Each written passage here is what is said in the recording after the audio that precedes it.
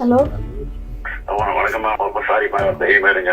Action எடுக்க சொல்லியிருக்கேன். சரிங்க சார். சீரியஸா ஆக்ஷன் எடுக்க சொல்லியிருக்கேன். சரிங்க சார். நீங்க என்ன பண்ணுமோ உங்களுக்கு ஃபர்ஸ்ட் பண்ணி விடுன்னு சொல்றேன். சரிங்க சார். மந்திரி பார்த்து பாரு. தைரியமா இருக்குமா? தைரியமா இருக்கு. அதனால நீங்க வார்த்தை வந்து மாண்பு முதலமைச்சர் அவர்கள் கட்டளையிட்ட வார்த்தை. அதை நீங்க ரெண்டையும் பிரிக்க வேண்டாம். சரியா? சிஎம் தேர்ந்தெடுத்ததே நாங்க. அதுதான் ரெண்டு பேரும் ரெண்டு அமைச்சர்கள் நீங்க வந்திருக்கீங்க சார், எங்களுக்காக வந்திருக்கேன். நாங்க எதிர்பார்க்க அந்த இது இல்லை சார். இன்னும் 9-10 நாளாச்சு.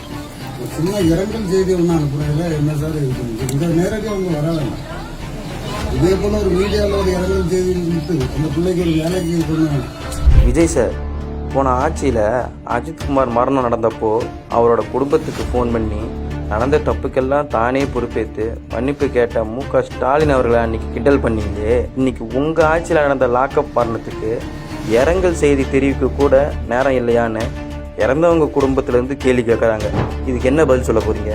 அது சரி, உங்களுக்கு உங்கள் படம் போஸ்டரை போஸ்ட் பண்ண தான் டைம் சரியாக இருக்கும். இதுக்கெல்லாம் எங்கள் நேரம் இருக்க போகுது. நடந்த தப்புக்கு மன்னிப்பு கேட்குறது தான் சார் நல்ல மனுஷனுக்கு அர்த்தம். அதில் எந்த தப்பும் இல்லை.